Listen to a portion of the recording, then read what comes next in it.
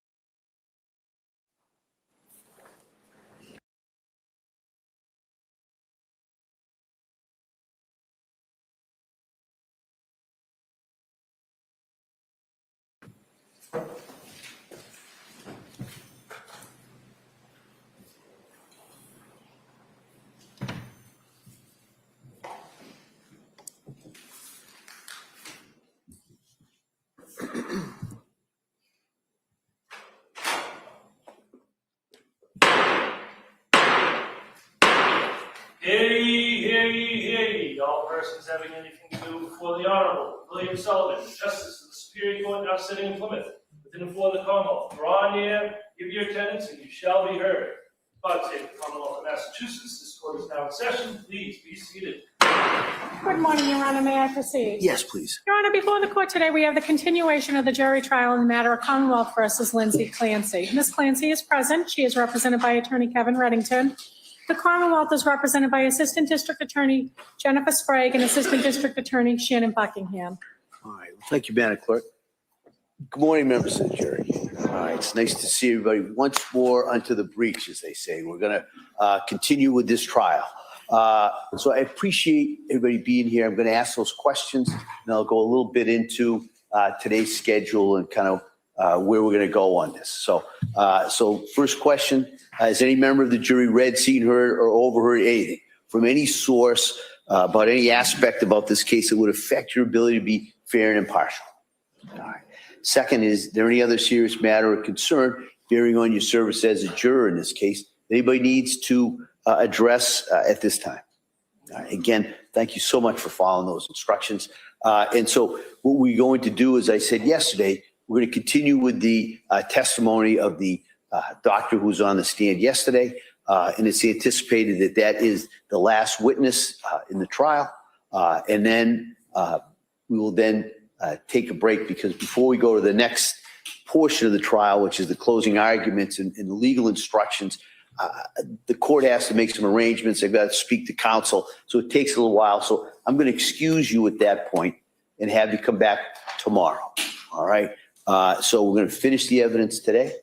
We're going to excuse you. I'm going to then deal with counsel. And then we will do hopefully arguments in charge tomorrow. All right. So again, I can't tell you how much I appreciate everybody's dedication and commitment in following those instructions and being here every day. So that's kind of where we are at this point. All right. And so with that, I'm going to ask the Commonwealth if you could have the doctor retake the stand, please. Yes, Your Honor.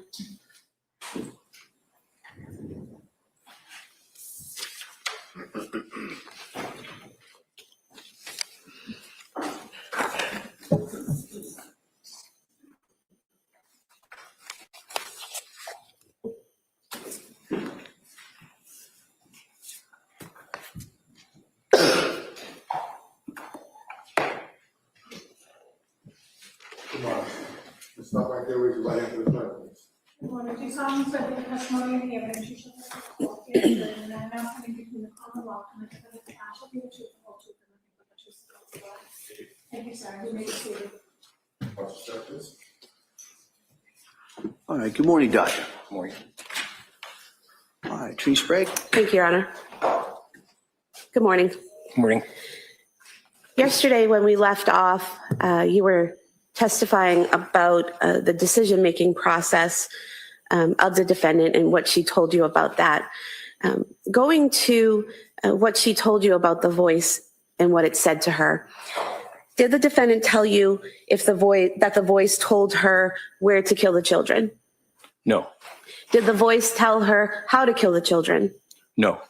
Did the voice tell her what to use to kill the children? No. Did the voice tell her in what order to kill the children? No. Did the voice tell her where to try to kill herself? No. Did the voice tell her in what way to kill herself? No. The fact that the voice, according to the defendant, the voice didn't tell her any of those things, but instead just said, kill the kids so you can kill yourself. Is that significant in your evaluation in any way? Yes. How so? Well, in the small amount of time that Ms. Clancy had in the home without her husband, it was important in order to carry this out, as well as her suicide, to do this quickly, methodically, and the like. And so this is having no instructions as to how to do it, but being able to execute those decisions, including being able to get a phone call and then return it to her husband in the process of all of this. Certainly the phone call was not expected. That is surprising that she was able to accomplish all of this without any other kind of direction or plan. Does that indicate to you that she was making decisions about those things, about where and how and when? Your Honor, this is, again, for the record, direct examination is leading. I object to have a standing objection. Yeah, if you could just rephrase that. What does the fact that she was able to do all of that indicate to you, if anything? Well, it indicated that she had control of the sequence of what she was doing throughout. Doctor, you talk in your report about interpersonal psychological theory of suicide. What is that? Well, that has to do with the decision-making process or the capability for someone who attempts suicide. And are there three parts to that theory? Yes. And what are they? Well, one would be called aloneness, or the sense of isolation, people not understanding. So that is a real difficult challenge for people to face.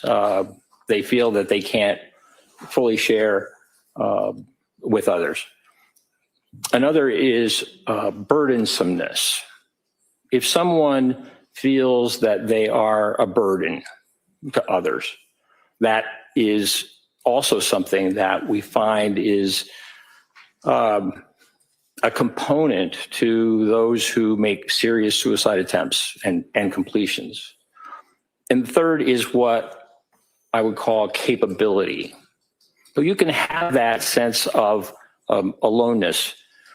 You can have that sense of burdensomeness.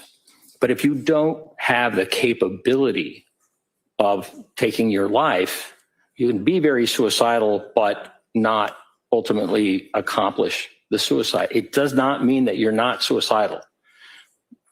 But that issue of capability is one that's very difficult because we have a natural will to live. And that is the most difficult thing for people to overcome. The thing that's the most difficult thing to overcome, that's the capability of actually committing suicide. Is that what you're saying? Correct.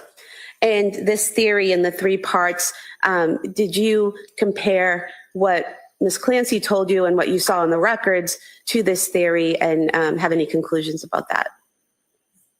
Yes. And what were they? Well, certainly, the documentation from the medical and mental health records demonstrates that sense of isolation she felt, even in the company of others. That sense that she was just having a problem that was difficult for her to understand, difficult for others to understand. And of course, the suicidal feelings that came about, and then ultimately those feelings about harming her children. This is not something that she could share. The sense of burdensomeness, she had planned to go back to work, as she had for her first 2 children, Cora and Dawson. And the time that she was expecting to go to work kept extending because she just did not feel mentally healthy enough to be able to return to work and to function. And so I in some of the documentation where she filled out concerns and was asked about the kind of stressors in her life, she indicated that financial was one of the stressors that she was encountering. So to believe that her brain had been damaged, that she was not able to do what she loved, which was labor and delivery nursing, but also not in a position to help support the family, really was would be a burden for anyone. And certainly that sense of burdensomeness was something that I believe she was experiencing. And then the last component, capability, I truly believe that her suicide attempt was very, very serious, which is why she employed 3 different methods. The fact that the use of the knife and the lacerations were not deep doesn't mean that she wasn't intending to kill herself with a knife. But oftentimes that, as I mentioned, is the most difficult thing. I think the employment of the 3 different avenues, locking the door, and also not being dressed for the cold, indicate to me that this attempt was very, very serious, despite the fact that the use of the knife was not successful in cutting her arms, cutting her neck. And so, doctor, in terms of the cutting on the arms and the neck not being sufficient to cause death, is that what you're referring to? Is that as someone faces difficulty or an inability to be capable of actually following through to commit suicide? Correct. So in this case, it's your opinion that she was trying to commit suicide, but struggling with that third capability issue. Correct. Now, you testified yesterday about the intrusive thoughts that Ms. Clancy was having about harming herself in the fall leading up through December into January. And those thoughts at times, would it be accurate to state that Ms. Clancy reported at times that taking Ativan helped with those thoughts? Yes. And was there anything significant in your review of the case in terms of her reporting that Ativan helped her with those thoughts? Yes. How so? So Ativan is a lorazepam, a benzodiazepine. This is a medication that is very helpful for treating anxiety. It also can help relax people, help them sleep, which was very helpful to Ms. Clancy.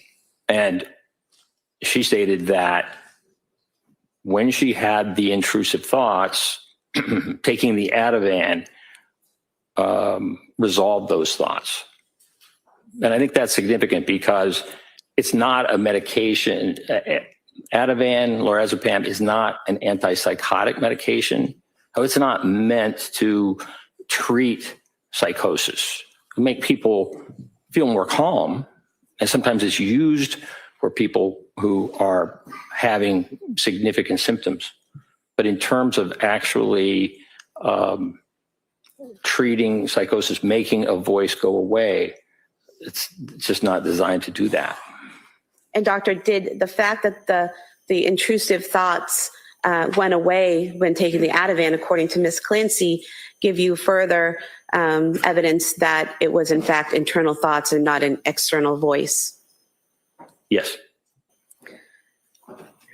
Now, if someone is experiencing psychosis and is experiencing command hallucinations, can that person still know the difference between right and wrong?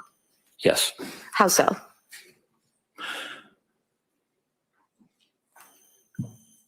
Well, hallucinations, even command hallucinations, when they occur, do not propel an individual to automatically obey them. And in fact, many people will engage in behaviors to stop the actions that the voice is claiming.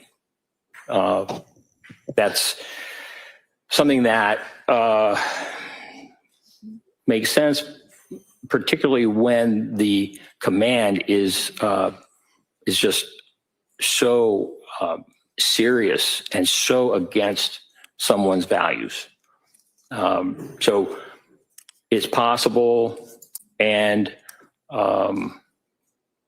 common for people to engage in behaviors to avoid doing what a command hallucination is saying. And doctor, is it possible for someone who is experiencing psychosis and command hallucinations to conform their behavior to the law? Yes. And how so? Is it basically what you were just telling us? Yes. If someone is having a command hallucination to do something out in public, but there is a police officer nearby, it certainly is possible for that person to choose not to engage in that behavior because of the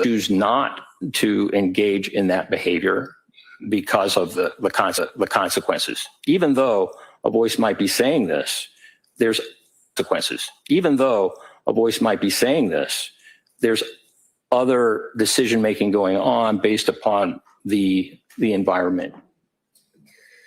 Now, doctor, in your evaluation of Lindsay Clancy, did you come to an opinion to a reasonable degree of medical certainty as to whether or not she was suffering from a mental disease or defect on January 24th, 2023? Yes. And what was that opinion? I believe that Ms. Clancy was suffering from a mental disease or defect. And I felt that based upon the presentation a bipolar 2 diagnosis seemed to make the most sense, given the symptoms of insomnia that she had that were precipitated by the Zoloft. And this was just very, very significant.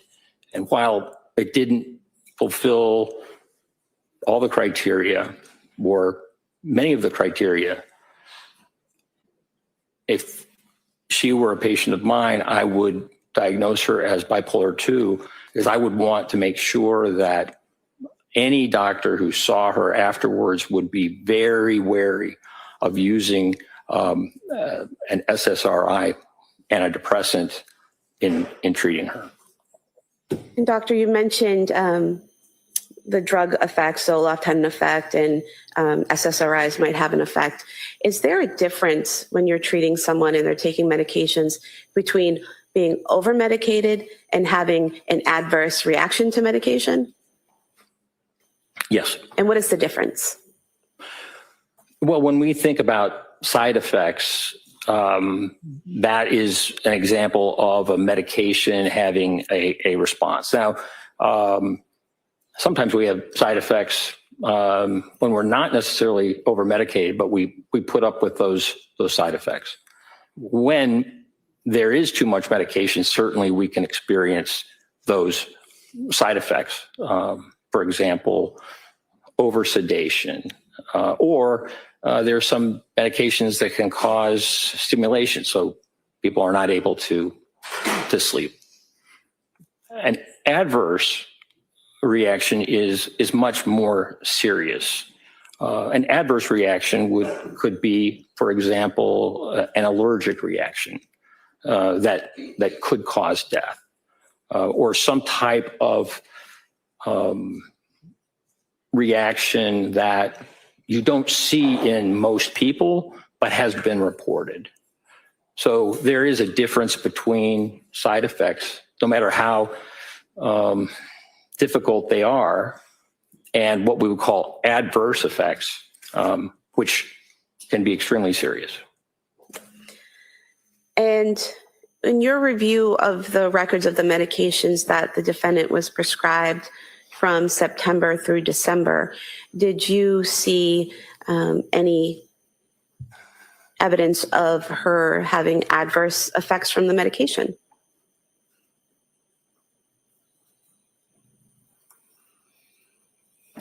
Well, the insomnia secondary to the Zoloft was very concerning to me, and it would mean not just cutting the Zoloft back, but stopping it.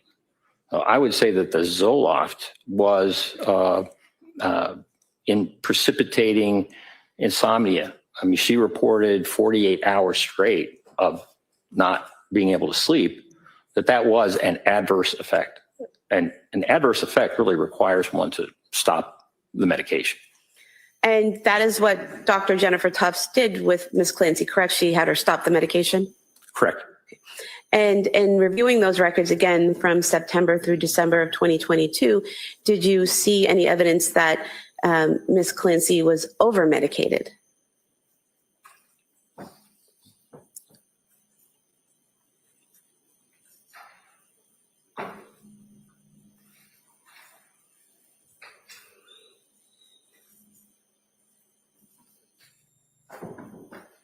She experienced some significant side effects from some of her medications.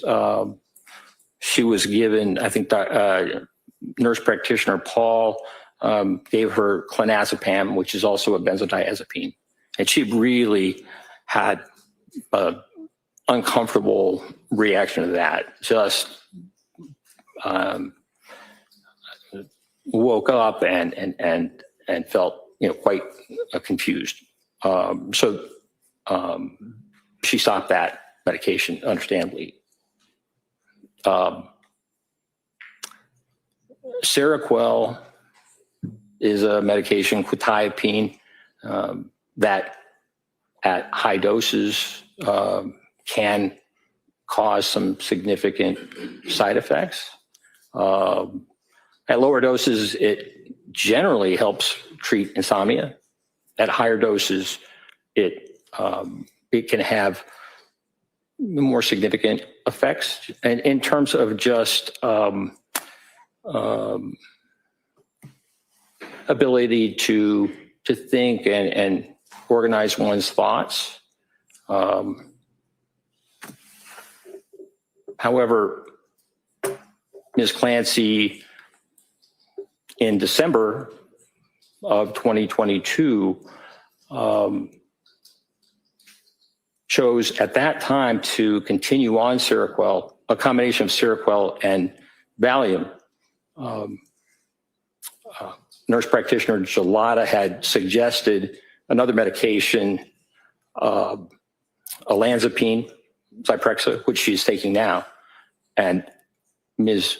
Clancy asked that she continue on the Seroquel at that point and the Valium. So, you know, it's a challenge. One has side effects, but one also sees benefit in the medication. And certainly that combination at that time, I think it was around December 7th, December 9th, that was really helping her sleep. And so she asked to continue on those two medications.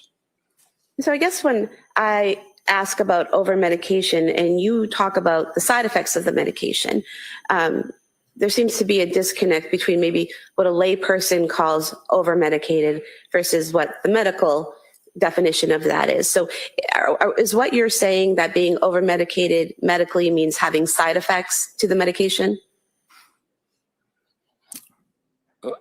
Well, no, not necessarily. So what does over-medicated mean to you in your profession? Well, if someone were to prescribe a medication that was beyond the limit that safely can be prescribed, for example, it's possible to be toxic on, say, lithium, which is a medication that she took for a while she was at Tewksbury. And if I were prescribing, say, 1,200 milligrams of lithium twice a day, and her lithium level was toxic, as it would likely be, that would clearly be an example of over-medication. And did you see any evidence of that scenario in the defendant's records, that she was prescribed too high a dose to make her be at a toxic level of any medication?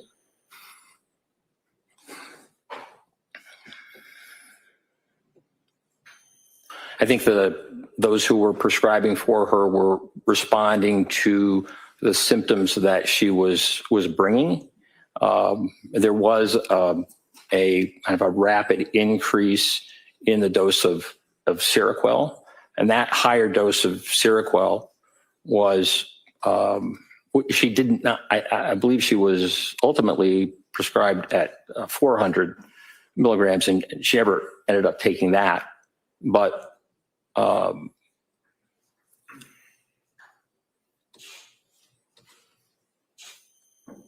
As a clinician, we do our best to try and treat symptoms. So, Doctor, did you see, other than the Seroquel, any medications that the amount that was prescribed you would think would be over medication? No. And then the Seroquel itself, you said she was prescribed up to 400 milligrams, but she reported that she never took that amount, correct? Correct. And after her stay at McLean Hospital, she had been weaned off of the Seroquel, correct? That's right. And the only medications immediately after leaving McLean Hospital were trazodone and Valium, correct? Correct. Dr. Tufts added a medication as a result of her appointments with the defendant in January. Is that correct? That's right. And what was that medication? That was amitriptyline, also known as Elavil. And you saw that what the initial dose of that was, correct? Correct. What was that? The initial dose from Dr. Tufts was 10 milligrams. Is that a high dose for an adult? No, it's the very smallest dose possible. And then did Dr. Tufts increase that dose? Yes. And when was that? After a week, she increased the dose from 10 milligrams to 20 milligrams. And is that a significant increase in the dose? No, Is 20 milligrams a significant or large dose for an adult? not at all. 10 milligrams or 20 milligrams of amitriptyline, is that something you could even prescribe to a child? Yes.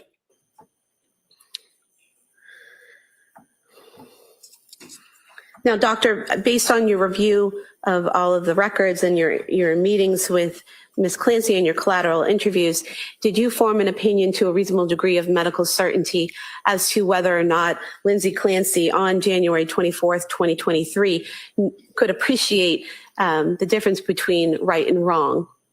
Yes. And what was that opinion? My opinion is that she did have the capacity to appreciate right from wrong. And what do you base that on? Well, on a number of things. Ms. Clancy had just met with her psychiatrist, Dr. Tufts, the day before. And in that discussion with Dr. Tufts, as documented, she denied suicidal ideation, and she also denied thoughts of harm to others. And also there was an ongoing conversation regarding future possible treatments, esketamine or TMS, which I spoke about yesterday, that could be employed to help her. Also, with regard to the appreciation between right and wrong, the planning involved prior to the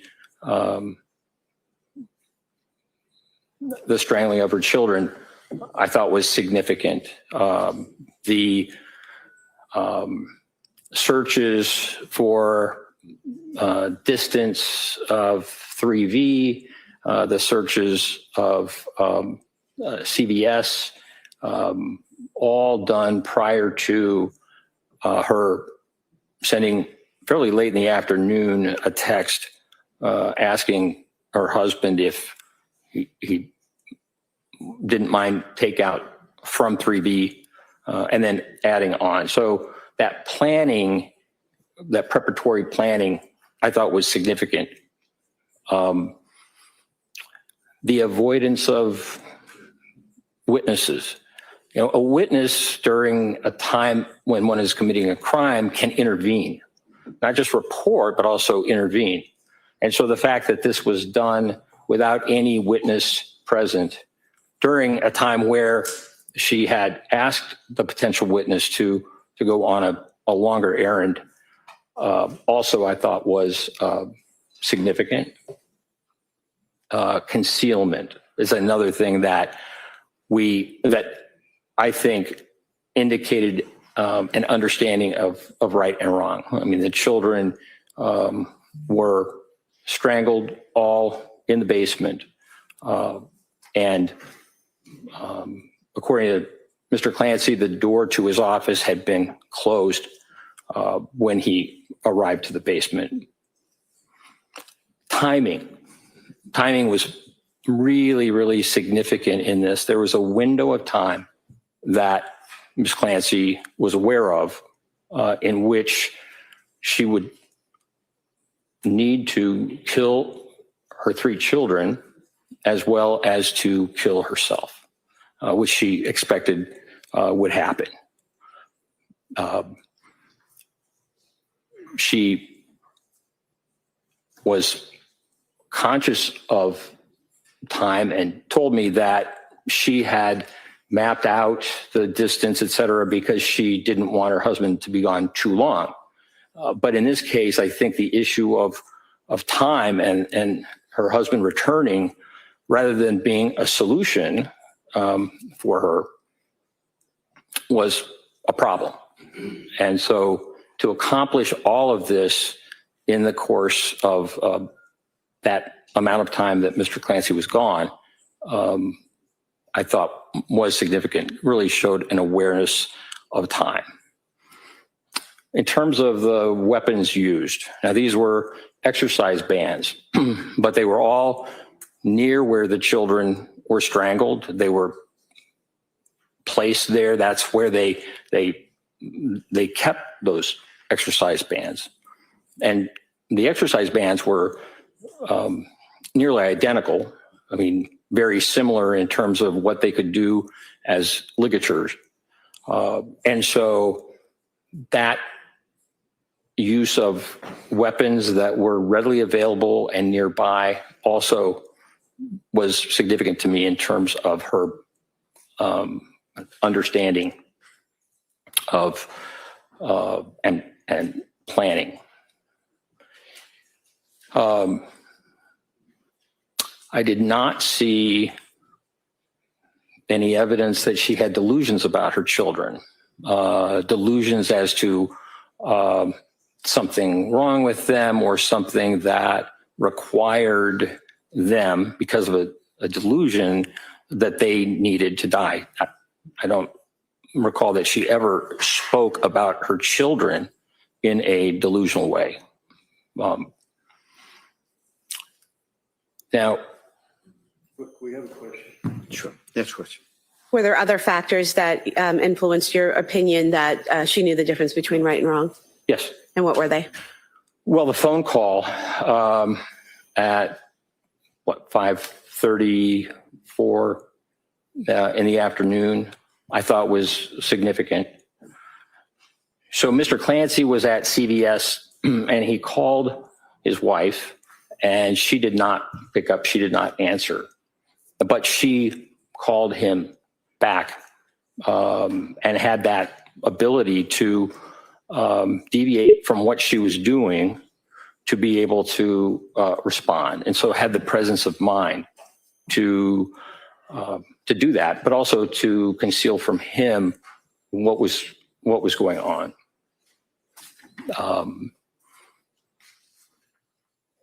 Locking the door is another example. I mean, certainly Ms. Clancy was aware of time and the limited amount of time to accomplish this, but by locking the door, it kept her husband from being able to enter the bedroom and therefore being able to see what had happened. So delayed that time. On arrival, her husband asked her what happened and she did not confess. She did not tell him what had happened other than, I tried to kill myself. She also did not report auditory hallucinations, but rather said that the children were in the basement. It's my belief that she expected to die and that by the time Mr. Clancy arrived, she would have successfully been able to take her life. And sir, did you form an opinion to a reasonable degree of medical certainty as to whether or not Lindsay Clancy on January 24th, 2023 had the ability to conform her behavior to the requirements of the law? Yes. And what is that opinion? Well, if we look at that day, we know that in the morning she took Cora to a pediatrician's appointment. And all physicians receive training in psychiatry, no matter what specialty they go in. That's part of medical school. And so, like other doctors who had seen her who were not psychiatrists at appointments and whatever, the pediatrician also did not notice any unusual things about her. She did not, she was able to conform, right, to the type of behavior that a concerned mother would engage in. She was able to drive to the pediatrician's office and then back. And the day was really one of significant control. The activities that she engaged in that day, spending time with her children with Play-Doh, taking them outside to build a snowman sending photographs of the children to her mother, to her husband on Instagram, fixing lunch and also fixing dinner for the children. So the activities of that day were controlled, as were the activities in terms of the planning that we already mentioned.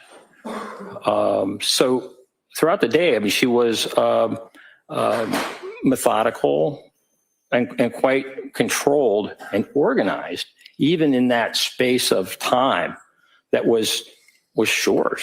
There was a lot to do in terms of killing her children and also killing herself.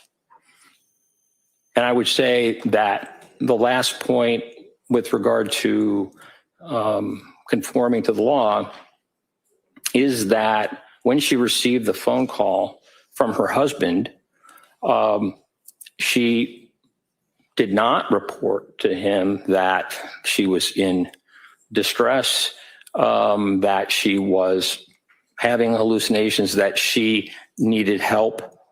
So with that phone,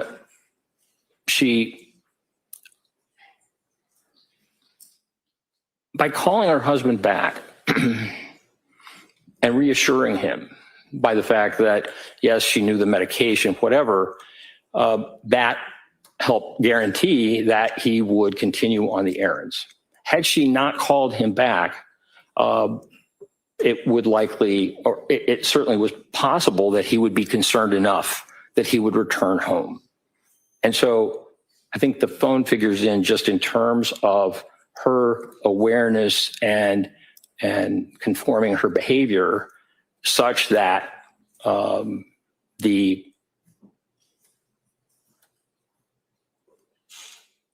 strangling of her children could be concealed. And doctor, did you form an opinion to a reasonable degree of medical certainty as to whether Lindsay Clancy on January 24th, 2023, when she strangled her children, was criminally responsible? Yes. And what is that opinion? Yes. It is my opinion within a reasonable degree of medical certainty that Ms. Clancy was criminally responsible. Move to submit Dr. Satoff's CV as amended to submit. Any objection, counsel? All right, that may be admitted. I have no further questions. Thank you. Hold on a second, Ms. Reddington.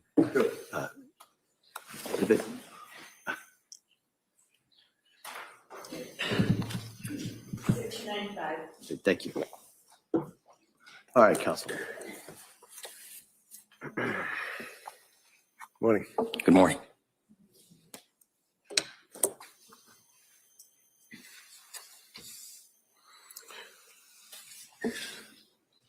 So, Dr. Sartoff, as I understand it, you conducted your investigation or examination of Lindsay by Zoom, correct?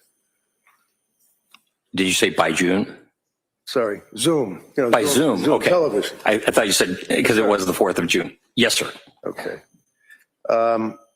And can you tell us when you were first engaged by the district attorney's office to assist them in this case? I first was informed about the case, I think in January or early February of 2026 of this year. The final contract with the university was not completed, as I recall, until April. And is that a matter of significant import when you're engaged in evaluating a young woman that's charged with triple homicide and you're hired by the government? The fact that there's a contract that wasn't signed by your school? Well, sometimes it's a long process that I don't have any control over. Sure, I understand. I've seen those kinds of things take a while, take longer than one would necessarily want. So the contract with your school that you're talking about would be the contract for your compensation, for your opinion? Well, would never be contracted for an opinion. Okay. But You're getting paid, right? no, I'm getting paid a salary. Yes. The university is getting paid. And the university is deriving a benefit monetarily from your testimony or working on this case for the DA, right? That's right. All right. And how much did the university get as a result of your involvement in this case? I don't know what the hourly rate is that they charge. So you don't know what the hourly rate for your time is, right? Correct. You don't know how much money was paid by the district attorney's office to the university, right? Correct. You don't know how much money will be paid for perhaps yesterday, today, whatever, balance billing. You don't know that either, right? That's right. You were retained or engaged in January of 26, right? Yes. This is an incident that occurred on January of 23, right? Yes. In January of 23 to January of 26, 3 years That's right. to being engaged on the case, right? Correct. And when you were engaged on the case, at some point, the university must have been out of the picture and you must have started to communicate with the DA's office, the police, or whoever. That's right. And you knew about this case. It had a significant amount of publicity, right? Yes. Did you know that other doctors on behalf of the district attorney's office were being hired to also evaluate Lindsay? I didn't specifically know that, but that's usually the case. Is it important to see someone, to evaluate them as close in time as the incident is alleged to have occurred to your evaluation, or does it matter? In other words, is it better to see someone like, within a month or two after an incident, or 3.5 years later? Well, what's most important is the collateral information that was gathered at the time to understand what was going on at the time. Ms. Clancy's behavior during her hospitalization and the like, there are records, but certainly there are benefits to an examination closer to the event. And you would agree with me, sir, that you actually saw and questioned or interrogated Lindsay, 2 months ago? May 29th and June 4th. Okay. And when you went to interview her in purposes of your evaluation, you had already accessed the collateral information, sir? Yes. Before I go there, let me just review a few things here on your CV, which the jurors will have to examine. You indicated to us your present employment. You have a private practice as a psychiatrist? No. Okay. So where do you see patients? Well, I see patients in the prison system. They're your patients? Yes. What do you do for those people that are in jail? In prison, within the Virginia Department of Corrections, we have inmates within the prison system who suffer from mental illness and require assessment and treatment. I see. So you don't have, when you said to the jury a little while ago, if I'm treating my patient and I would prescribe a particular prescription for my patient and I wouldn't tell my patient to do whatever it is you said, it's not people that go to an office or see you or even on the television to be treated. These are people that are in jail, right? Prison. Yes. So there's a difference between jail and prison, right? Yes. And this would be in Virginia, is it? Correct. So you're dealing with people that are serving hard time in the Iron Mansion, as they say. It's not a house of correction down the street, right?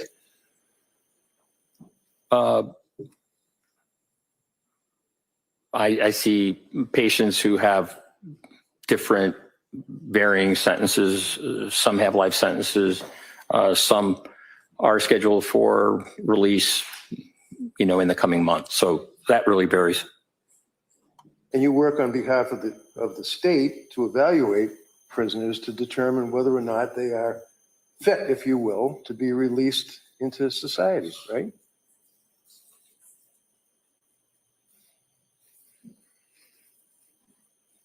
Once someone's sentence is over, the only way that they could be continued within a prison system would be to be committed to a psychiatric hospital. And I would say that in the 34 years that I've been treating inmates who are patients, I can only recall 2 times where when discharge came up, their condition was such that they required to be civilly committed because of mental illness. And when you are talking as a forensic psychiatrist evaluator, would that be on behalf of the BOP, Bureau of Prisons? I have consulted with the Bureau of Prisons on just a few occasions, but Okay. Bureau of Prisons is federal, and Yeah, I know that. most of my work has been with state. Okay, but on your resume, sir, you indicate from 2019 through the present, that's a number of years, that you have been employed or engaged as a forensic psychiatrist evaluator on behalf of the United States Bureau of Prisons as it relates to probation or parole. Is that in your resume? Yes, And that means, sir, that you evaluate inmates that are trying to get out of jail, and you would evaluate them to determine if they're appropriate for parole, right? no, Okay. So when you indicate on your resume from 2019 through the present, you're employed as a forensic psychiatrist evaluator for the United States Bureau of Prisons. How many of these evaluations did you do in the years from 2019 through 2026? 7 years.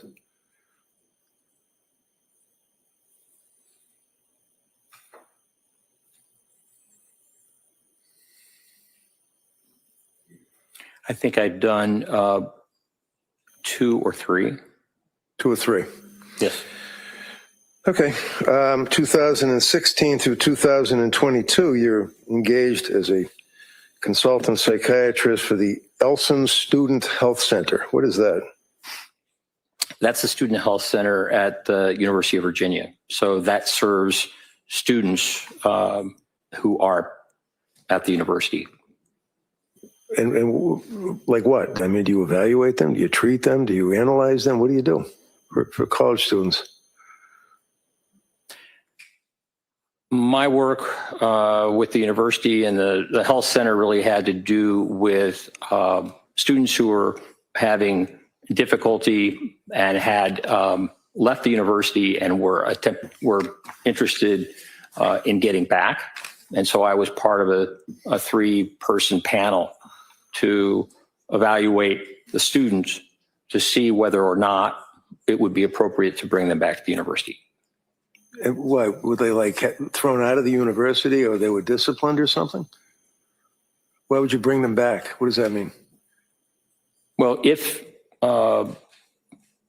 there was an event that caused concern, potentially was a threat, for example, then just for the student safety and the safety of all, they would leave the university in order to get the type of care that they needed. And then if they wanted to come back, then I was part of a panel that would evaluate these students and make a determination about whether it was safe. So these for are them to come students. back. I'm sorry, I cut you off. Go ahead. Yeah. No, that's all right. Okay. These are students, right? Correct. In college, right? That's right. That have been thrown out or disciplined or suspended or something, and they're trying to get back into school, right? That's right. And when the parents of the students come, they retain you to advocate on their behalf? No, No, you work for the school, right? correct. You evaluate them and then back the school up so that these kids can't get back into the school, right? Can you ask that question again? No, that's all right. 1999 through the present, you work for the United States Department of Justice, the United States Department of State, right? Yes. Okay. And that would be the United States Attorney's Office, the prosecutors. Like they're the state prosecutors, you got federal prosecutors, right? Well, federal prosecutors and defenders. I've worked with both. Well, the defenders certainly don't work for the United States Department of Justice or the United States Department of State, do they? I was under the impression that federal public defenders were under the umbrella of the Department of Justice. No, that's called the CJAC. That would be a totally different group of people. Those are people that defend people to try to have them not be abused by the system, if you will. Yeah, that question be stricken. 2015, you're a psychiatric consultant for the Virginia Office of the Attorney General. Another prosecuting arm, right? Yes.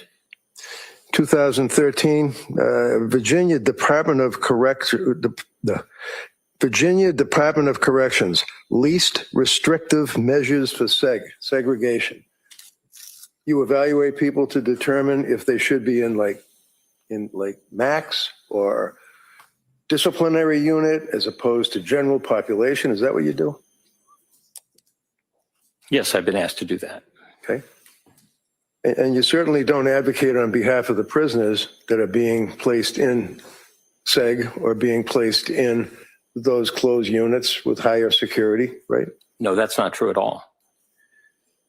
The National Security Expert 2007 to the present, Oak Ridge United Associated Universities. What is that? Yes, that is a group that that does research with the Behavioral Analysis Unit and the National Center for Analysis of Violent Crime, and I have done work with them. Okay. Critical Incident Analysis Group, CIAG, University of Virginia. Yes. Okay. Behavioral Analysis Unit, as you told us yesterday, for the FBI at Quantico, right? That's right. Psychiatric consultant to the Virginia Department of Corrections, medium, maximum, and supermax facilities, right? Yes. Continuing on with your experience, sir, as a witness in this case, you agree with me that you were involved as a psychiatric consultant with the Macro Task Force on-site consultation for the Australian Police Service. Yes. Former Soviet Union project, Republic of Georgia, TBILISI, Georgia. You're involved with that, sir? Tbilisi. Tbilisi, yeah. Critical Incident Response Group for the U.S. Air Force. You're in the assessment unit. Yes. Crisis Management Unit, investigative support for Operation Gray Sunset, Jordan. Correct. Crisis Management Unit, investigative support unit, critical incident response in Montreal, Quebec. Yes. FBI, National Center for Analysis of Violent Crime, Operation New Hope. Yes. Bureau of Criminal Investigation, that's BCI, for the Department of the State Police. Would that be Virginia? Yes. You also have an interest in and have studied or written about various topics in your career, correct? Yes. Okay. Hostage negotiations course, crisis management unit. You were involved with that, is that correct? Correct. That was a number of years ago, though. I guess that was like 1996. That's right. But you've been involved with the FBI for a long time, right? Yes. Fair to say that you're a government man? Objection. No, sustained. Hostage negotiation course. How about Virginia Department of State Police? You involved with them as well, sir? Yes? Yes. Advisory positions. You deal with Islam in prison is one of your interests, right? That was a TV program or something? Correct. Talk about National Institute for Justice, Standing Committee to advise the Department of State on unexplained health effects on U.S. government employees and their families overseas, right? Yes. Analysis of pre-attack behaviors of the Las Vegas Shooter Behavioral Analysis Unit for the FBI. Yes. Skipping ahead, papers published. Now, when a doctor or a psychiatrist, or any doctor really, I guess, publishes a paper that's of interest to other doctors or people, that's called a learned treatise, right? Peer review? Yes. Okay. Can you tell me, what is peer review? What does that mean when you're dealing with a person's focus and interest in writing about what they're focused on? So a peer review journal is one in which once an article is submitted, a paper for publication, that goes to qualified people within the same field who review it and make determinations about the quality and whether or not it should be published. Oftentimes, there will be some edits or suggested edits from those who have expertise. It's a blind process. So if I submit a paper and it's peer reviewed, I don't know necessarily at all who is reviewing it, but it's a way to ensure quality of articles that are published. And that's just an important standard. So it's kind of a rigorous standard to make sure that what you're writing about is reliable and would be helpful to others that are interested in it, right? Correct. Okay. So for example, also it depends on where you're publishing it. You could put something in the National Enquirer, or you could put it in International Psychiatric something or other, right? Which would be a better I don't think the publication. Enquirer is peer reviewed, but. So you certainly would agree with me that the International Journal of Law and Psychiatry is a respected source for learned treatises, right? Yes. And you would agree with me, sir, that you've been in here telling this jury all about Lindsay and how she didn't hear voices or did hear voices or exaggerated and lied.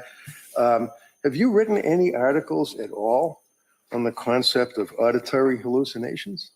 No. Have you read any of them? Read any articles? Yes. Yeah, okay. You certainly have heard of Dr. Philip Resnick, yes? Yes. And it's fair to say, tell me if I'm wrong, is he literally a world-known authority in your field for filicide or the killing of children by their parents? Yes, he's well known. And is he also well-written as far as auditory hallucinations, same stuff you've been testifying about? Yes. And he published an article in the International Journal of Law and Psychiatry, which is considered to be, if you know, a landmark article about, and I captioned, listening to voices, the use of phenomenology to differentiate malingered from genuine auditory verbal hallucinations. Now, did you read that article? Yes. So it is a peer-reviewed article published in a recognized journal, correct? Correct. Your Honor, I would offer this under Commonwealth versus Sneed for the jury, if they wish. Objection. Counsel, can I see you at sidebar?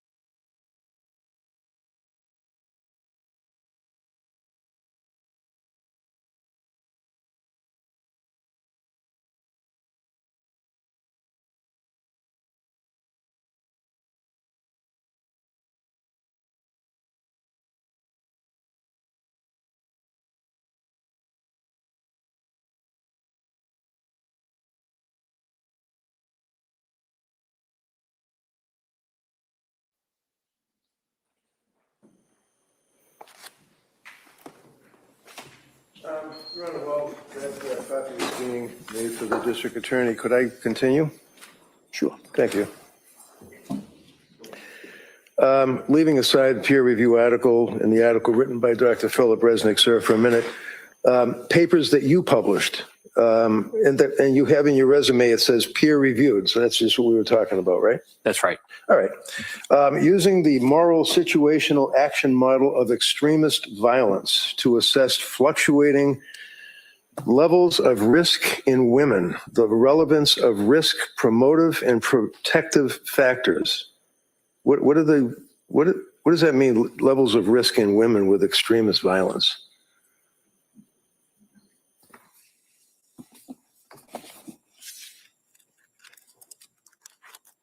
We're looking at risk assessment in terms of violence and what may be mitigating factors. In other words, decreasing the risk or the threat, or increasing, that would be enhancing factors.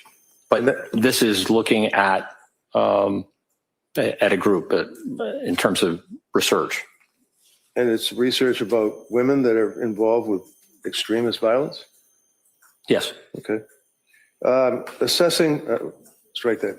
Using the moral situational action violence risk model for assessing women involved in extremist violence, and empirical study. Is that a similar article? Yes. Operationalizing theory, a moral situational action model for extremist violence. That would include guys plus women, I guess, right? I'm sorry. That would include men plus women, I guess, right? Because it doesn't say women. Suicide, terrorism, performance of violence as a public plunge. You wrote that, right?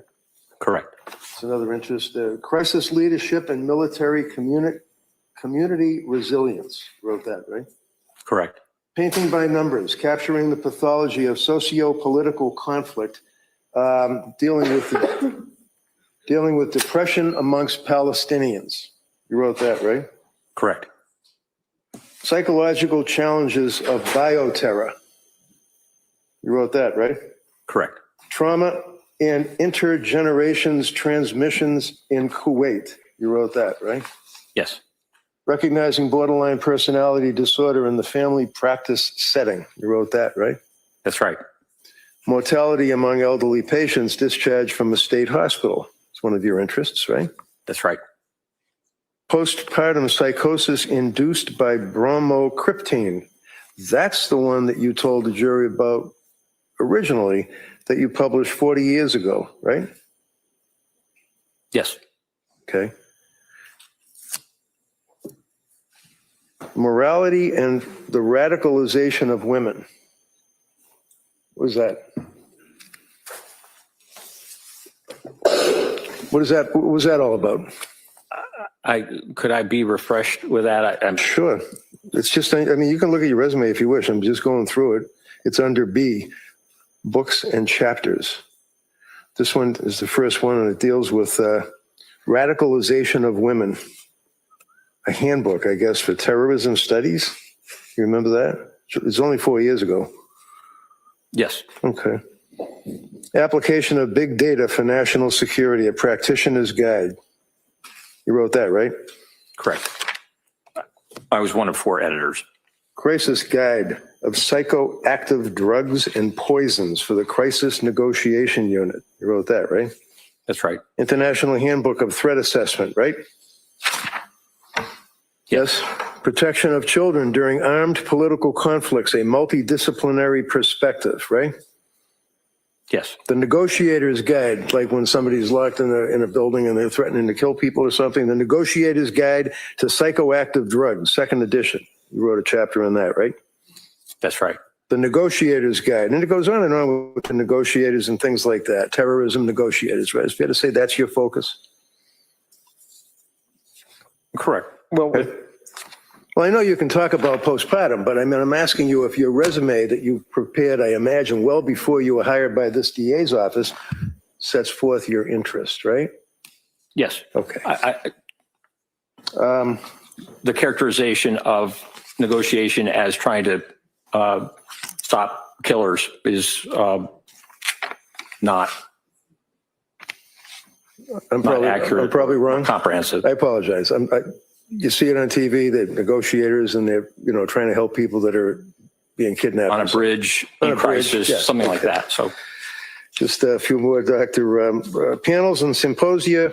You'd agree with, let's see, national security I just want to run through a quick attachment theory, mental wellness as it relates to threat management, threat assessments, corrections, psychiatry presentations, substance abuse and misuse in prisons, perspective on providing medical support during conflict and chaos, targeted violence in the media, lessons from history, the profiler of poisons, understanding the female extremist, crisis operations, leadership, how to fool doctors by injecting chemicals into muscle to obtain opioids, a prison inmate comes clean. Did I read all those topics correctly, sir? correct. Invited lectures, talk about extremism, terrorism, the future of policing, children in long-term abductions, how to prevent terrorism, mass shooters, U.S. prisoners, religious rights, religious radicalization, terrorism and the unknown enemy. Basically, that's what your focus is, sir, correct? No, And that's coupled with your experience of the two people or so that you recall dealing with in your, it's not a practice, but working for the Bureau of Prisons or the state for Virginia, the people that are in jail. That is the sum total, to be respected, of Dr. Sadoff, correct? I mean, you treated two people. You've written a lot about terrorism and other issues that we went through. that's not at all a correct characterization. Oh, I'm sorry, because I read your resume, right? Yes, Okay, and I related what you indicated to the jury, your experience when I asked you about patients or treating people. I said that right? I've been treating patients and I continue to for the last 40 years. Now, in all of your experience, sir, have you ever treated a woman suffering from postpartum psychosis? Yes, When?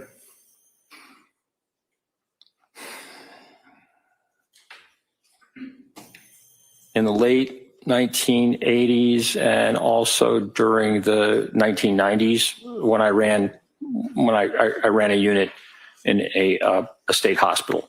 So this would be women, 1980s, about 30 years ago or 20 years ago, depending on which one, in a prison that you were. No, Oh, it wasn't. in a state hospital. State hospital. Were they Correct. committed? Were they there because they wanted to be there, or were they committed by order of the court? Yes, Yes, what? usually committed. Okay. So other than that, sir, do you have any interest, writing, knowledge about postpartum depression, postpartum psychosis? Trees and making determinations. So that has continued really throughout my career, What did men you- and women. What did you just say? Can you repeat that again? You're treating women with what? Treating women with psychiatric problems, serious illness, psychosis. So when you defined for the district attorney the concept of, let's say, psychosis yesterday, of postpartum depression, shall we say? Yes, And when and how were you treating those people? that was during the period of 15 years when I ran a unit of men and women who came in with serious psychiatric symptoms. So what would you do? Would you analyze them? Would you talk to them, counsel them? What would you do? Proper treatment, proper therapy, medications and the like to treat the symptoms. And generally, what would the symptoms be, sir, in your experience? Symptoms of postpartum depression? Okay. Well, certainly within that period of time around birth or after birth, The DSM has a 4-week period. Others expand that to as much as a year. But certainly depressive symptoms postpartum are similar to the symptoms that you see in a regular depression. You can have suicidality, you can have guilt, changes in appetite, changes in weight, changes in concentration, changes in physical activity. You can also have significant problems with sleep, either sleeping too much or not enough. So these are depressive symptoms that come in the postpartum period and require assessment and treatment. You aware, sir, in your practice or studies of the number of women that commit suicide during the postpartum period? Are you aware of that? I can't quote you a figure. Do you have any clue at all? No. Would you agree with me, sir, that one of the unfortunate components who has had a baby and is suffering from postpartum depression and living with it, that can, on a dime, turn into postpartum psychosis very quick, right? It can be rapid. And you indicated, sir, that there, according to the DSM, is a 4-week cutoff for symptomology. And then you mentioned that there are others. Is it the World Health Organization that you said that talks about a year? Correct. There are some other psychiatric organizations that talk about different periods of time, 6 weeks, 8 weeks, right? Correct. So when a woman is dealing with these symptoms and goes to a doctor, or even you, when you're treating, as you indicated 15, 20 years ago, you were treating, is it important to take a blood test? I'm sorry, can you repeat that? I'm sorry, my bad. Is it important to take a blood test? Is it important to take a blood test? Yeah, you just went through the whole thing about we're going to have the team and they're going to evaluate and we're going to prescribe. I'm just asking, is it important to take a blood test of the patient? It can be. Based on what? Based on the presenting symptoms, based on the history, based on medical history. For example, if someone has recently been in a hospital and been treated, there may not be a necessity for drawing blood again, depending on the types of symptoms that you encounter. It's not a standard that everyone who presents to a psychiatrist requires blood tests. So if you're a psychiatrist who's been practicing private practice for about, I don't know, a month, maybe 2, and is prescribing antipsychotic medications, selective serotonin reuptake inhibitor medications, benzodiazepine medications to a young woman who is complaining of what the young woman perceives to be difficulties postpartum. Is it important to take a blood test to find out what, if any, prescription drugs they have on board in their system? To check and find out, did you say what drugs are on board? Yeah, I mean, you're treating this patient, right? And they're coming off hypothetically with you, but they're coming off the street to see a psychiatrist for help, right? Yes. And if they're already been prescribed drug after drug after drug by a particular doctor with her 2 months of robust experience, is it a fair statement that you should take a blood test of that person? Well, it really depends on the medication. There are some medications that really require blood tests because of levels and the like. Many psychotropic medications are not easily, there's not an easy test for the amount of medication in the system. So it depends on the circumstances, and it depends on the medication. I mean, for example, lithium or carbamazepine or valproic acid, those are all mood stabilizers. Certainly, taking a blood test would be very important. So it depends. Depends. Can I just ask you to spell those two drugs that you just pronounced for the stenographer, please? Carbamazepine, Yeah. Carbamazepine.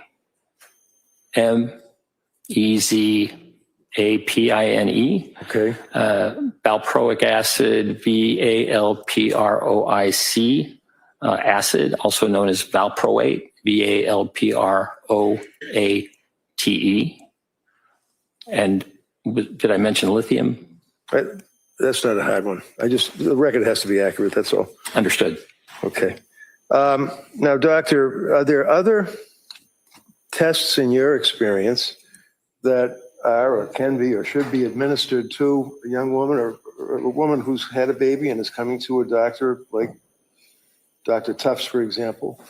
Are there other tests that can be administered to determine if, in fact, that person is suffering from postpartum depression? I'm not aware of any specific test that specifically diagnoses depression. Years and years ago. Oh, postpartum depression, sir. Pardon me? Postpartum depression is my question. Correct. Depression. I know you want to say it's the same thing, but postpartum depression is my question. And you're asking if there's a blood test for postpartum I'm depression? asking if there's any tests at all that a psychiatrist can or should administer to the patient coming to them for help. Well, there's the Edinburgh scale, which is a self-report that patients fill out for who are postpartum. You looked that up last night? No. No? You knew about the Edinburgh scale? Yes. You administered the Edinburgh scale? Pardon me? Have you administered the Edinburgh scale? No. It's a self-report, usually given by nurses. Nurses, okay. In any event, it's a scale that is a useful tool to determine the level or degree of depression that a person may be expressing that is suffering from postpartum depression, correct? That's right. And do you know what the numbers are on the scale? Like, is it 1 to 23 or is it 1 to 50? Or do you know what it is? It's a 30-point scale. And when you say So 1 to 30, as I understand it. And when you say a self-report, the patient would then advise what symptomology they're suffering at that particular point in time, right? Correct. And then the doctor would then determine whether or not there is a risk or an extreme risk or a deadly risk of this person committing suicide, harming someone else, whether it's a baby or anybody else, and determine what the level of their postpartum depression is, right? Yes, it can help. And did Dr. Tufts administer Edinburgh test to this young woman? I know that, Ms. Clancy, there were a number of Edinburgh tests that were given to her, so that there are some scores in her record. I can't recall which practitioner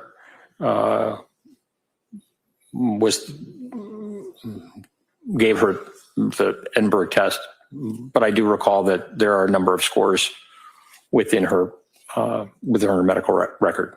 Right. And what was her highest score? The highest score that I recall was 23.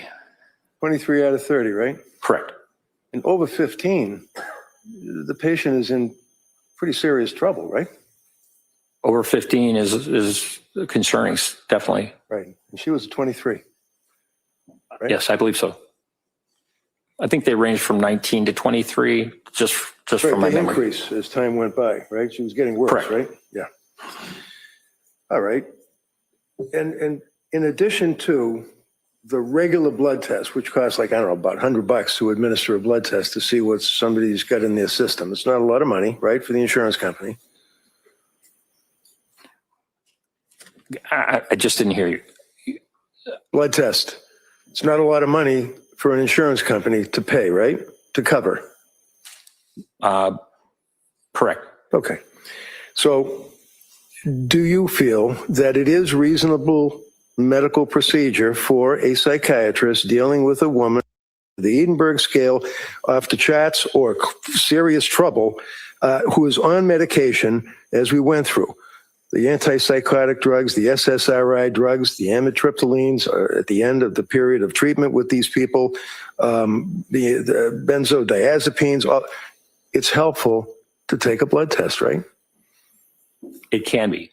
And is that, in your opinion, sir, to a reasonable degree of medical certainty, a step that should be taken by a competent doctor? That taking blood tests can be appropriate, yes. And then there's an additional blood test that you can use when you're dealing with a woman who's suffering from postpartum depression or coming to the doctor for help, and they have significant narcotics or prescription drugs in their system, and that would be an enzyme test, right?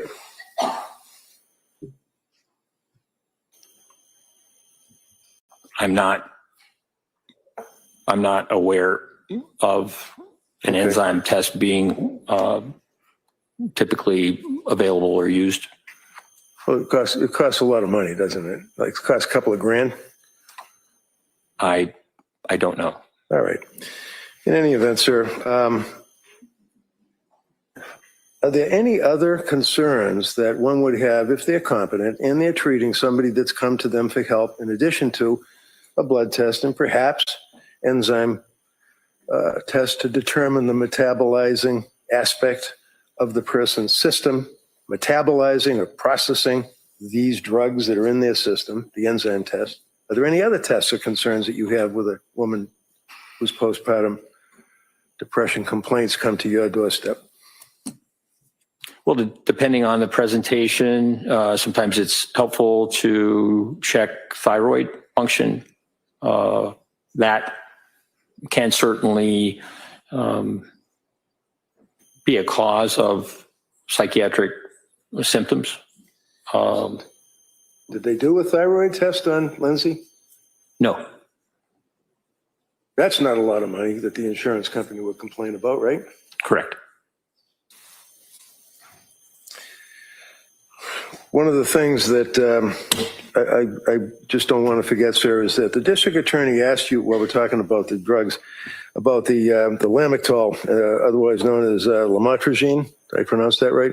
Lamotrigine, yes. Lamotrigine. And she said that Lamictal, it has a side effect of a rash, right? You recall that, sir? I think I said serious rash. No, I think she said rash. You may, it's up to the jury what their recollection is, but you may have said serious rash, but we both agree it's a serious rash, right? Yes. In fact, it can be fatal, right? In very rare occasions, yes. It can be fatal, right? Yes, in very rare occasions. Well, if one person out of 1,000 gets Stevens-Johnson syndrome or prurigo nodularis as a result of taking that medication, that's something that we should not tolerate as doctors, right?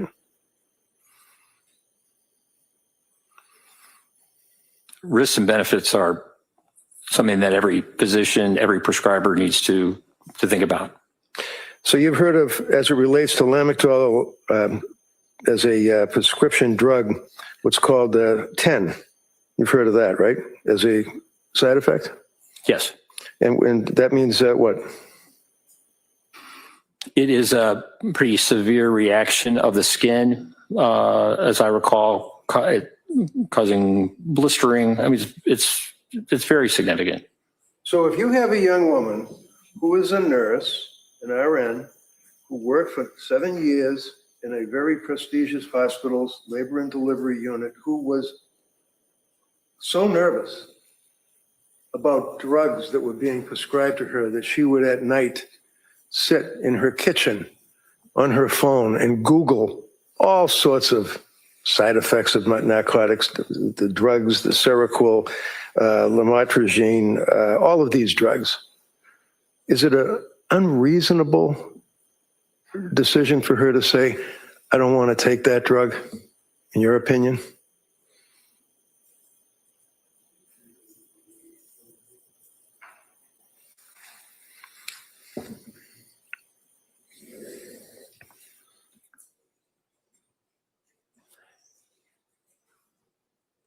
It seems like you're asking, is it reasonable to decide not to take the drug? Yeah, that's what she did. That's what you told us yesterday. That's what the DA asked you yesterday, right? It was a decision that she made. And in your opinion, sir, after we just went through all of this with the TENS, with the toxic epidural necrolysis and all the rest of that, and she's a nurse, and she's looking up these drugs that she's being prescribed and says, I don't wish to take that drug, in your opinion, to a reasonable degree of psychiatric certainty based on your experience, is that a reasonable decision for her to say, I don't want to take it? The benefits of that drug are profound, and millions of Americans take that medication and find it to be very important for them. Doctor, you're an intelligent man, you're a doctor, you've got a lot of experience dealing with the prison system. We've already gone over all of that. You understand my question, don't you? Just Yes. asking, is that a reasonable decision for Lindsay to make, to say, I don't wish to take that drug? Based on all the side effects, whether or not it's rare that people die, whether or not it's rare that they break out on their skin with these permanent lesions and bleeding pustules, is it reasonable for her to say, I don't want to take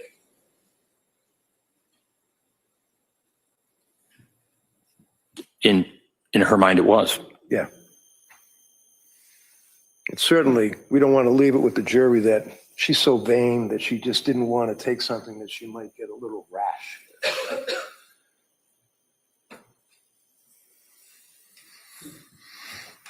In any event. Now, have in mind, there's no blood test, there's no enzyme test for metabolite test, there's no thyroid test, but we still have the pill factory through Dr. Tufts and then into Dr. Gelada for that period of time. You're telling this jury that that is, in your opinion, reasonable little drug doses that she was prescribed? Is that what you're telling this jury, sir? That it was reasonable to prescribe? Yeah, the drugs, one right after the other, and then stopping the SSRI, not weaning off, stopping it flat out. Is that reasonable? Objection. Sustained, just as to form. Is it reasonable, sir, in your opinion, to tell someone who's on an SSRI, such as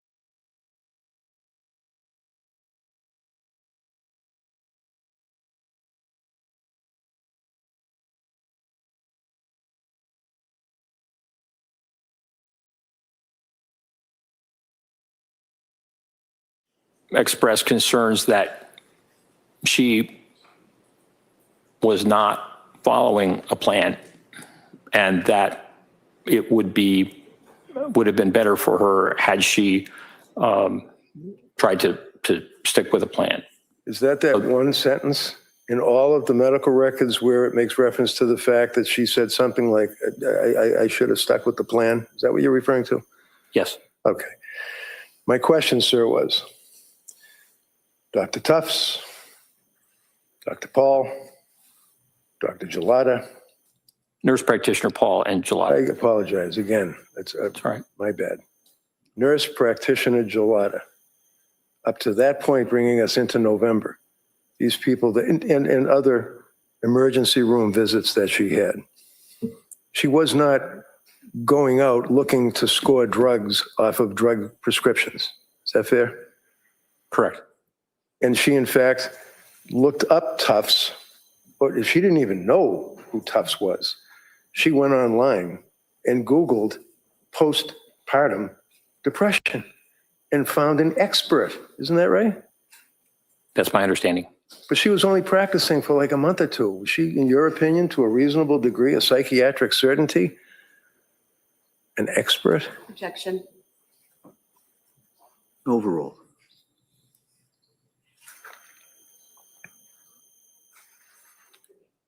It depends on the amount of training that she received, not just as a physician and a resident, but also in the area of women's health. So the young lady goes online, Googles, trying to get help, goes to see the expert, Dr. Tufts,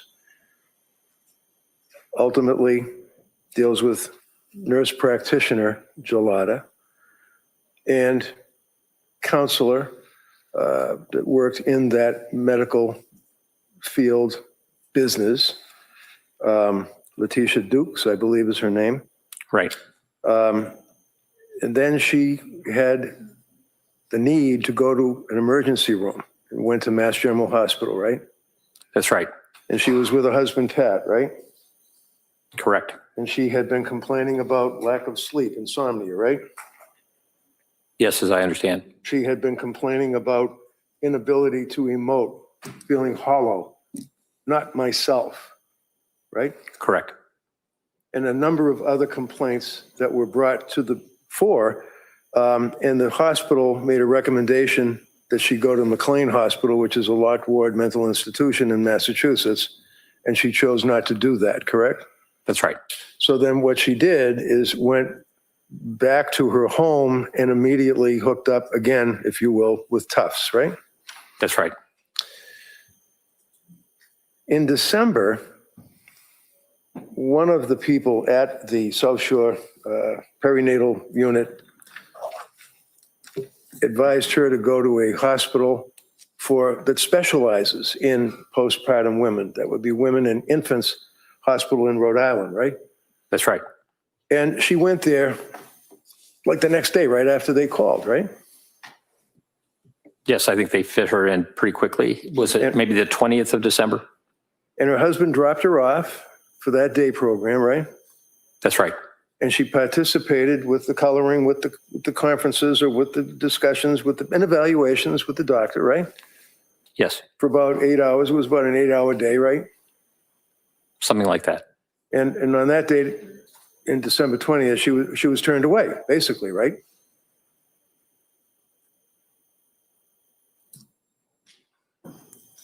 I don't know that I would term it turned away.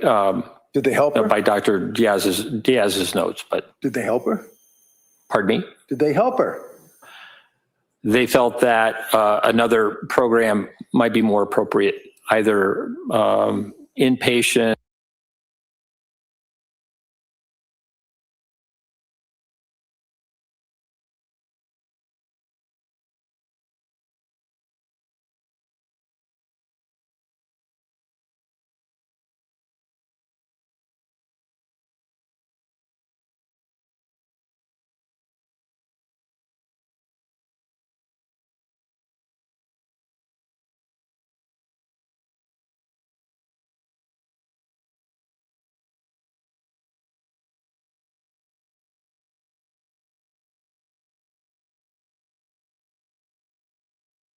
Impression that most of the women who were in that program were much closer to had given birth to their children. And so in that respect, it was not the group that they served were much closer to that postpartum period, as I understand. You're not going to say to this jury that because Lindsay was outside of the, let's say, 4-month cutoff, that she was not a good candidate for postpartum depression treatment? Is that what you told us, Jim? No, Oh, okay. I'm sorry. I thought you said because of the time frame from giving birth to the time that she went to see them. I was just speaking about my understanding from the note from women and infants in terms of their decision making. Okay. And women and infants basically discharged her after about 8 hours, right? Yes, And her husband was up skiing, and then she contacted him, and he had to come down and pick her up and bring her home, right? that's right. And the reason that she was discharged from Infants Hospital in Rhode Island included a statement, RO, rule out issues regarding prescription medications, correct? Yes, that's my recollection. And she indicated that she was going to go right back to TOPS, right? Yes, And she did, didn't she? yes, as I understand. And would you agree, sir, that every time a doctor said to Lindsay to do something, whether it was to make an appointment somewhere, whether it was to take another drug, any advice, that she was on it immediately? Is that fair?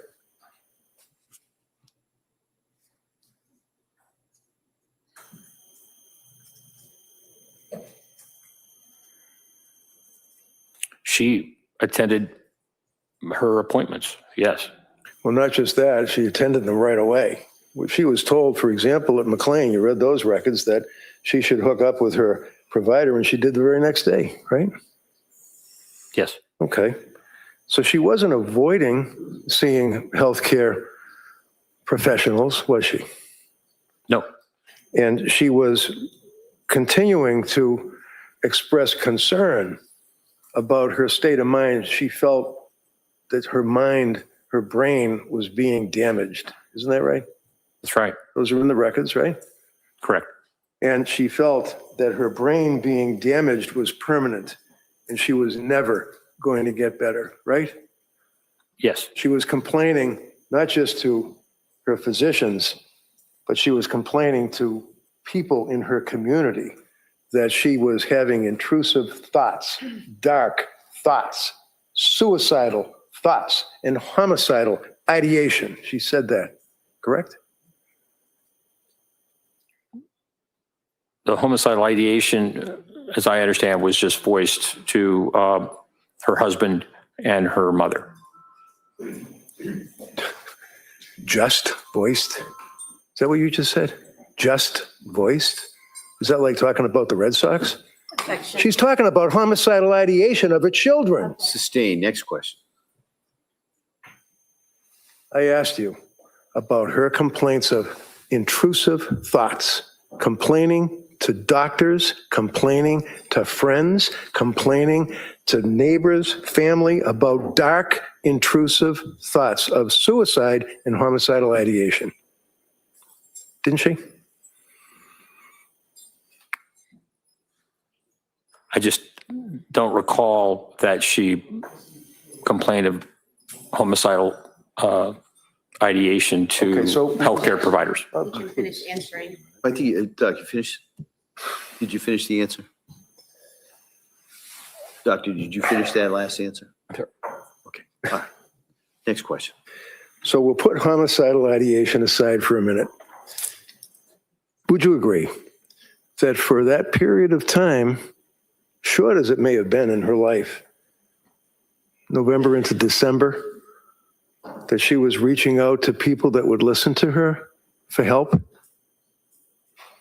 Yes, Would you agree, sir, that she would tell, for example, neighbors or friends with the Learning Sprouts School, her family, her doctors, that she was having these dark, intrusive thoughts of suicide? Yes or no? Did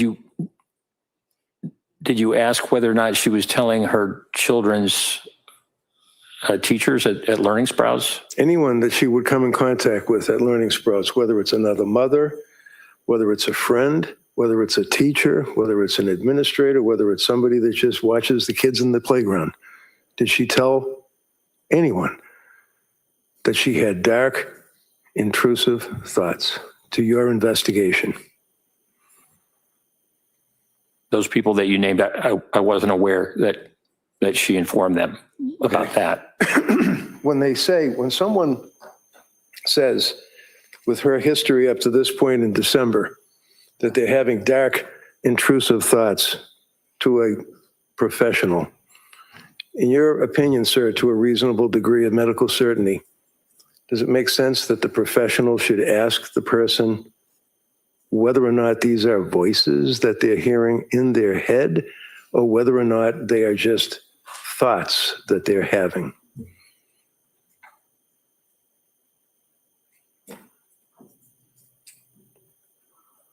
Certainly exploring that is important. And would you agree with me, sir, that when you have a young woman that, again, by all accounts, done nothing wrong in her life, exemplary citizen, has these issues and sees the doctors, that to a reasonable degree of medical certainty, a physician should do a little bit more than asking, do you have a plan? I mean, is that accepted practice, just to say, do you have a plan? And if they say no, you're okay. I wasn't aware that that was the only question. Okay.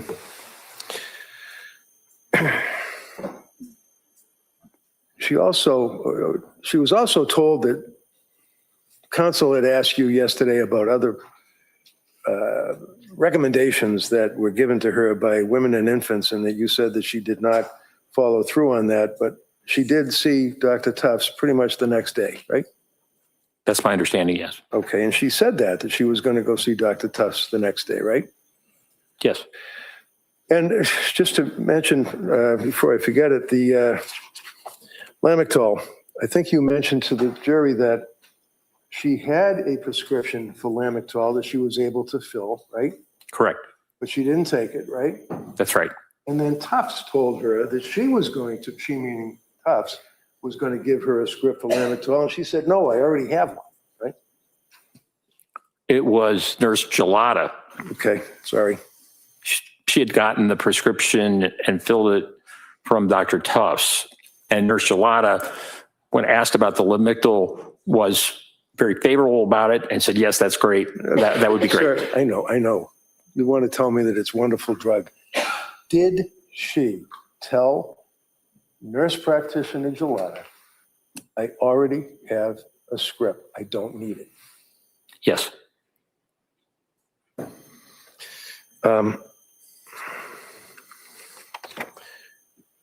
Among other things, when people are in trouble and they're having dark suicidal thoughts, whether or not it's voices in their head, whether or not it's thoughts that they can't go on anymore, they can't live life, they have to kill themselves, many times they're told to call suicide hotlines, right? Yes. Aspire. Aspire. What is Aspire? I don't know what it stands for, but it is a hotline that Ms. Clancy called twice because of her suicidal ideation. When did she call Aspire saying that she had thoughts of killing herself?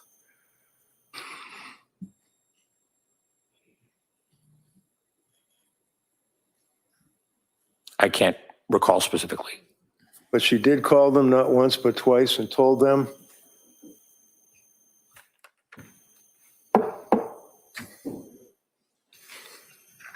So she complained and told them that she was going to kill herself, right? Twice.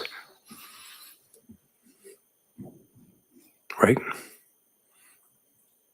she spoke to them about suicidality. So here's a young woman with all of what she's been through who now is to the verge of killing herself and reaches out to people that her healthcare providers told her to call for help, said that she was going to kill herself. And what did Aspire do?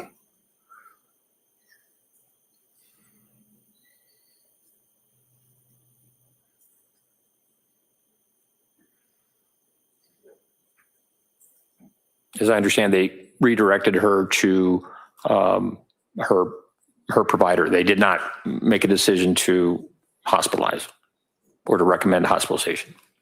They didn't make a decision to do anything. Objection. Yeah, so you can form that as a question, please. Did you read the records dealing with Aspire? Did they do anything other than tell her, no, you're not someone that we can help?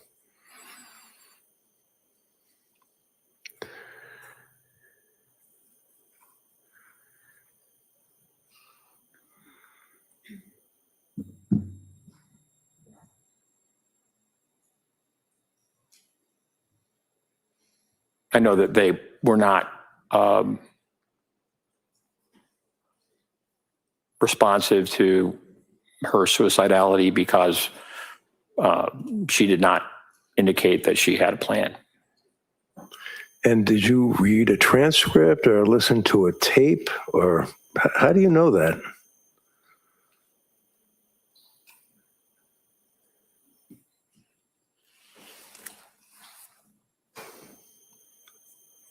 I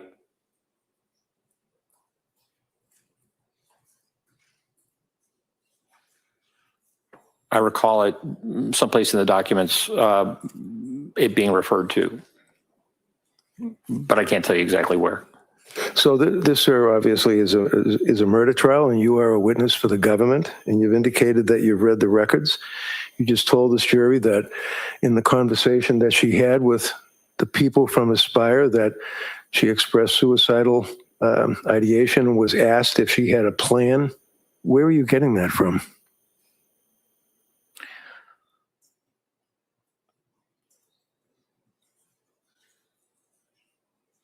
I can't tell you exactly within the records.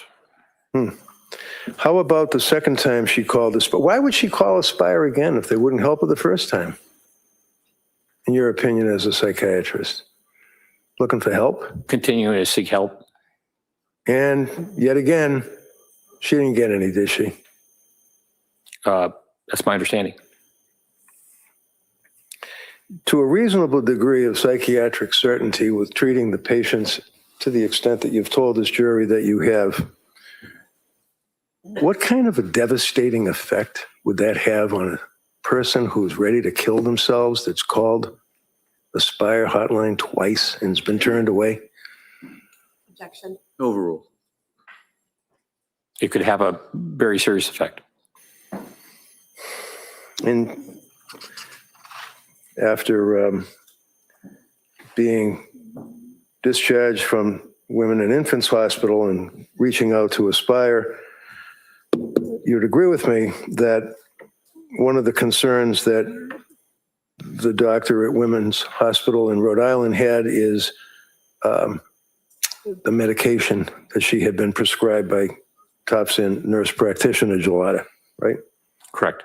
And that's one of the reasons that they could not treat her. It wasn't just that, no, we don't think that you're postpartum depressed. We just think that there's a complicated overlay involving the medications that you've been prescribed, right? Yes. And these medications obviously included selective serotonin reuptake inhibitors, right? Yes.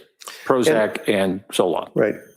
And one of the things that a doctor would be concerned about, especially with a woman who's had a baby and has stopped breastfeeding the baby, is the effect that that may have on the woman, physically, mentally, emotionally, when they stop breastfeeding a baby, right? Yes. And you've heard of gamma-aminobutyric acid, otherwise known as GA. BA, right? Yes. And can you tell us, please, what that is, sir? I'm sorry. Can you tell us, please, what that is, sir? What is GABA? I believe that you're referring to Lyrica. No, I'm asking about the actual acid in the person's system, their blood, that is gamma amina BULRYC acid. It's got nothing to do with lamictal. It's got nothing to do with Seroquel. It's got nothing to do with the drug industry. This is in the body. When a woman stops lactating, a woman stops breastfeeding. Yes. There is a physical effect on the person, the body, right? Yes. What is that effect?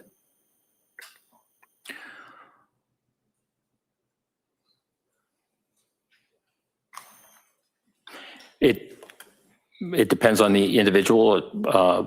There's variable responses postpartum, and as I understand, she stopped breastfeeding around October, by October 21st or so, when the Ativan was started. Would you agree with me, sir, that the GABA, make it easy to type, is basically affects, its primary effect is on the neurotransmitters in the brain, right? Yes. Okay. That sounds pretty complicated. Neurotransmitters, I mean, is that like where you have a spark plug on a motorcycle and you can actually gap it and get it to kick over? It's a neurotransmitter in the brain? That sounds like it. Well, yeah, it's more complicated than that. I figured. Obviously. But nevertheless, it's still basically, you're talking about the actual organic matter of the brain, right? Yes. And would you agree, sir, that when a woman is pregnant, that there are progesterone hormone surges during that pregnancy? Yes, there are hormonal changes. Their hormone doesn't just change, it can actually surge, and it can be quite impactful to the person, right? Yes.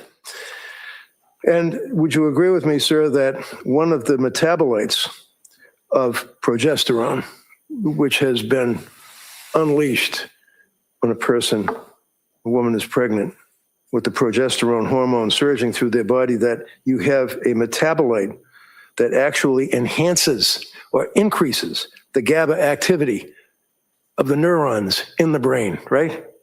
It can, yes. And what is that metabolite, sir, that increases that activity in the very organ of the brain? I can't tell you.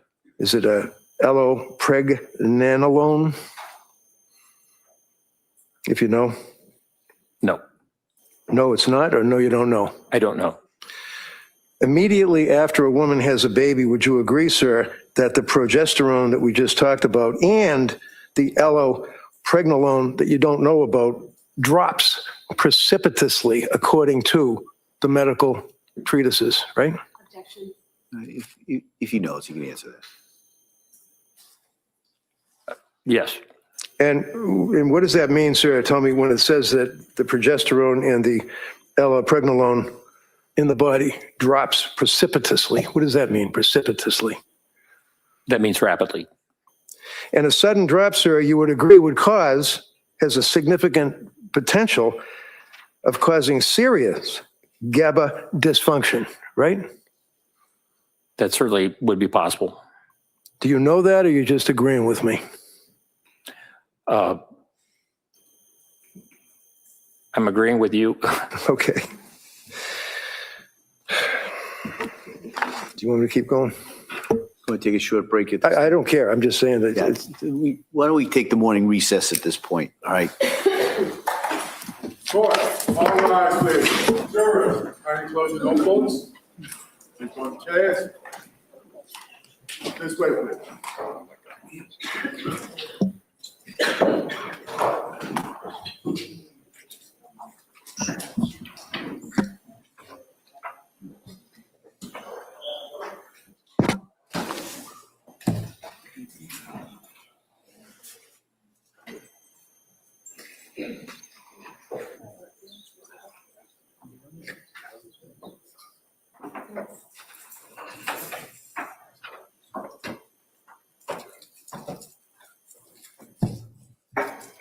Jurors have exited the courtroom. All right, counsel, can I see you at sidebar, just briefly?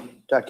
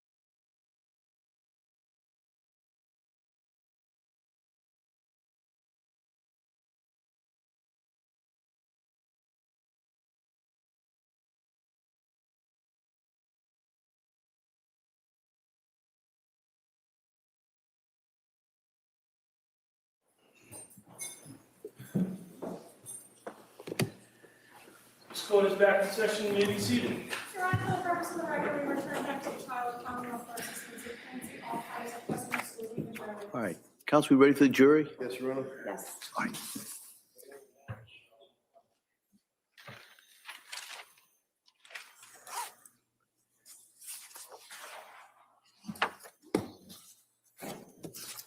Court, all rise. Jury's entering.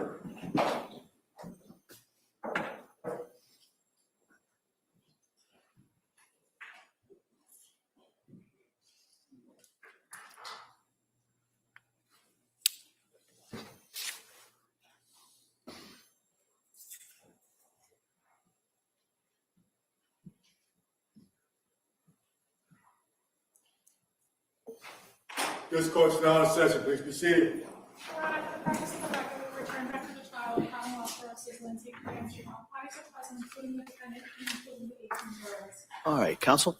Thank you, Judge.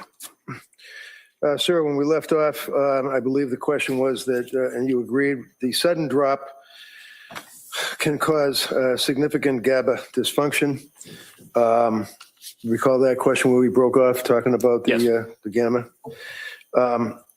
And you're familiar with the concept of, in that regard, talking about the gamma aminal butyric acid and its effect on the progesterone and its effect on the brain synapses is referred to as breaks, B-R-E-A-K-S. You've heard of that term, right? No. You aware, sir, that when you get to the point where you have that precipitous drop in the progesterone and the allopregnanolone dropping precipitously, that in fact it constitutes and causes significant neurotransmitter malfunction, referred to as broken brakes. I'm not familiar with that term. Can you tell me what a neurotransmitter in the brain is? You're asking what is a neurotransmitter? Sure. I don't know. Neurotransmitters function in the brain and have responsibility for not only aspects of mood, but also psychosis. Dopamine is a neurotransmitter that is significant in terms of psychosis. When it's too high, we need it. But the neurotransmitters function in a number of different ways, number of different pathways. When we think about psychiatry, we really think about the mesolimbic pathway and not just dopamine, but also serotonin, norepinephrine. And so depending on the disorder, there are different medications that can be helpful in treating those disorders. So really, from the standpoint of psychiatric illness and brain dysfunction, medication can be very helpful in regulating the neurotransmitters and difficulties. Have you heard of the broken brakes hypothesis as it relates to the impact of the precipitous drop of progesterone in the enhancement of the GABA activity? Have you heard of that concept? No. Would you agree, sir, that when a woman is in that position of the precipitous drop of the progesterone after ceasing the breastfeeding activity, the enhancement with the GABA... You mean prolactin? Prolactin. The enhancement of the GABA activity, that that would be a dysfunction in the brain, right? Certainly, mood symptoms can be significant. Would you agree, sir, that the dysfunction in the brain caused by those two items is consistent with intrusive and hard to control thoughts and highly impulsive, uncontrollable behavior? Would you agree with that?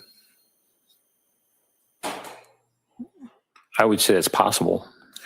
And that would relate to the capacity of a person to conform their conduct. If, in fact, because of the GABA and the progesterone and all that we just talked about.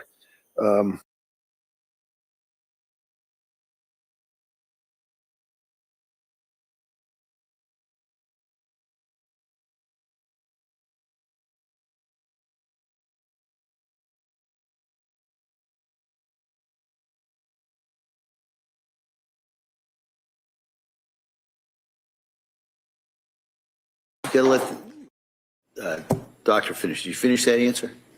Yes. Okay, all right, go ahead, next question. So,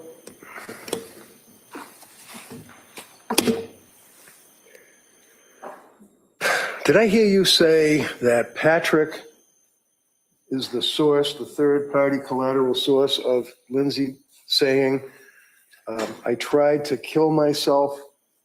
Is that what you said?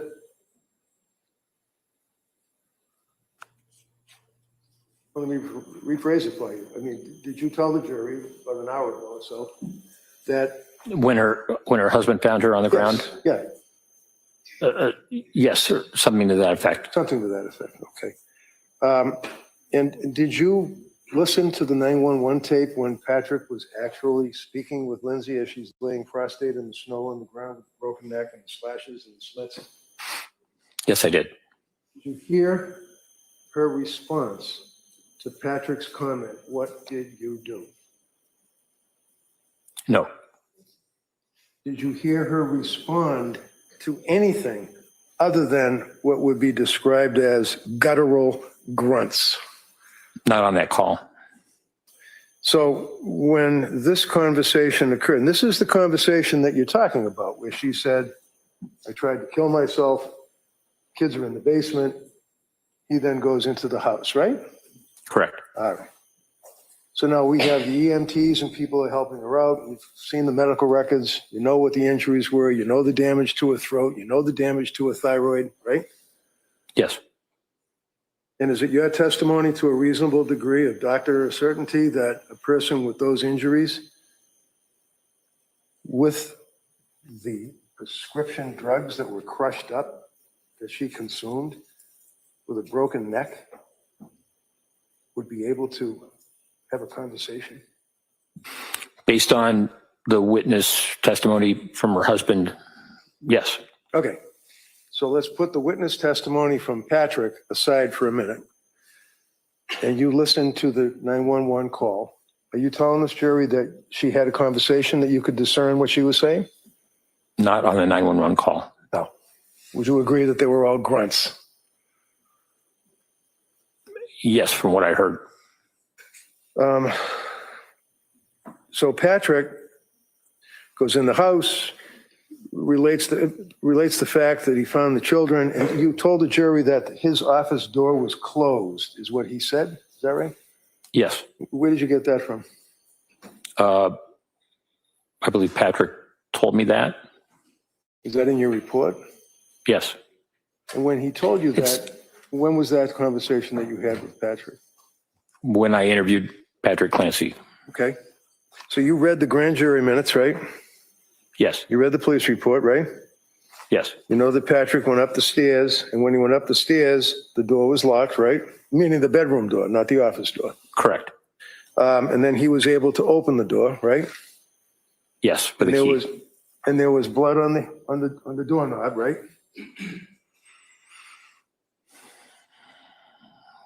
There was blood in the room on Describe the room on the blood. floor. Certainly, you already talked. We'll talk about that. But there's blood on the doorknob, right? Was there blood on the doorknob? If you know, I don't recall. do you recall there being blood drops in the area of the door itself, like where you have the threshold? But what appeared to be blood, because nobody tested it, we don't know what it is, but it appeared to be blood. I don't recall the specific. I know that there was blood that was observed. Okay, and you would agree that there was a lot of blood drops.